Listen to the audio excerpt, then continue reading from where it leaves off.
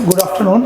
आज हम लोग एचएससी मित्रा में बात करने वाले हैं कुछ इलेक्ट्रिकल के रिगार्डिंग जो डिवाइस आता है उसके बारे में, जो कि मेनली हमारा आरसीसीबी है, ईएलसीबी और एमसीबी के बारे में हम डिस्कस करेंगे। Hello sir. हेलो। अभी सर हम लोग बात करना चाह रहे हैं, मेनली जानकारी के लिए हम आपसे पूछना चाह रहे थे सर, आरसीसीबी, ईएलसीबी, एमसीबी, इसका क्या बेनिफिट्स है और इसको क्यों यूज़ करते हैं मेनली इलेक्ट्रिकल पैनल्स में?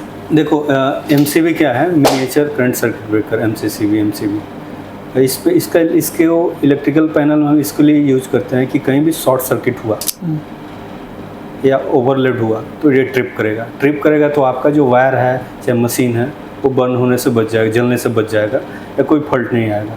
तो जैसे ही कहीं पे शॉर्ट सर्किट हुआ या ओवरलोड हुआ, स्पार्क किया, तो ये ट्रिप मारेगा। लेकिन ये ह्यूमन को प्रोटेक्ट नहीं करेगा एमसीबी। तो एमसीबी हम लोग जनरली कोई ऑफिस, पोर्टा केबिन्स, आपका कोई डिवाइस है, बहुत सारे जैसे वेल्डिंग मशीन, कोई पैनल बोर्ड, वो सब में हम लोग लगाते हैं एमसीबी। लेकिन इसमें कोई ह्यूमन प्रोटेक्शन नहीं है। अभी आपने पूछा था कि ईएलसीबी और आरसीसीबी क्या है। ईएलसीबी क्या है? अर्थ लीकेज सर्किट ब्रेकर, और RCCB residual current circuit breaker. ELCB का डेवलप रूप है आरसीसीबी, लेकिन अंतर है थोड़ा।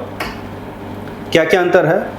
ईएलसीबी का डेवलप रूप है आरसीसीबी, और RCCB residual current circuit breaker. इसमें क्या क्या अंतर है? जैसे ईएलसीबी है, अर्थ लीकेज हुआ तो ये सर्किट को ब्रेक करेगा। पहले कैसे करेगा? ये वर्क कैसे करता है कि आपका कोई पैनल बोर्ड इक्विपमेंट्स में ईएलसीबी लगा है, और उसको पैनल बोर्ड को अर्थ से लीकेज है, अर्थ दिया हुआ है, अर्थ लीकेज नहीं, अर्थ दिया हुआ है, और किसी ह्यूमन प्रोटेक्शन के लिए कहीं पे अर्थ लीकेज हुआ, कहीं पे वायर कटा और कोई वर्कर या कोई ह्यूमन का टच किया तो वो ट्रिप करेगा। सेम आरसीसीबी भी ट्रिप करेगा, लेकिन बेसिक कुछ अंतर है। उसमें क्या है कि आरसीसीबी आपका अगर अर्थ नहीं है तो भी वर्क करेगा, ये वोल्टेज पर ट्रिप करता है। आरसीसीबी में कैसा है कि आपका लाइव करंट के साथ ट्रिप तो करेगा ही करेगा। इसके बाद आपका न्यूट्रल करंट है, उसमें भी वो ट्रिप करेगा। न्यूट्रल करंट उसको मिले तो भी वो ट्रिप करेगा।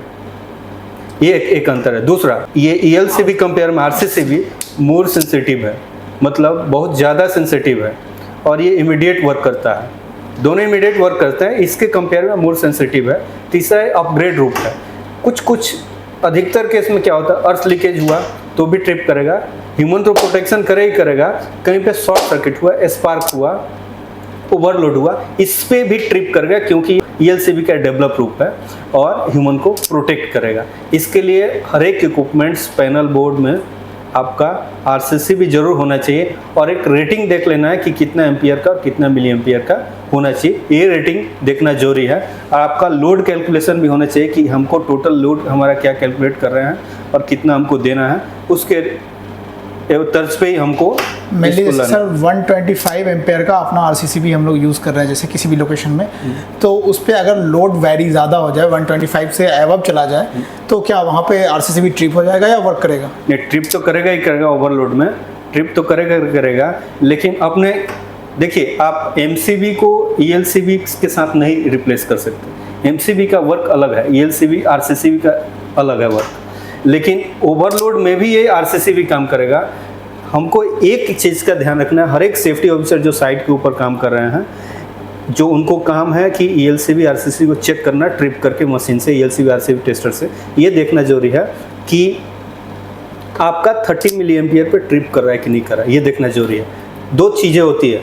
एक चीज़ क्या होती है कि लोग जाके और उसको स्विच से प्रेस करके ट्रिप कर जाता है। जनरली आपका ईएलसीबी आरसीसीबी खराब है तो भी प्रेस करिए, ट्रिप करेगा। इसके लिए सबसे बेटर ये है कि आप मशीन से चेक कीजिए, उसको ग्राउंड अर्थिंग के साथ कनेक्ट कीजिए और फेस न्यूट्रल दीजिए। आपका अगर ओके होगा, 30 मिली एम्पियर ट्रिप कर रहा है तो आपका ओके है। इसके बाद एक और बात है, ईएलसीबी आपका या आरसीसीबी आपका 45, 50, 60 पे जाके ट्रिप कर रहा है, 30 मिली पे नहीं कर रहा है, 30 मिली एम्पियर पे, तो आरसीसीबी आपका ख़राब है, उसको रिप्लेस करने की जरूरत है।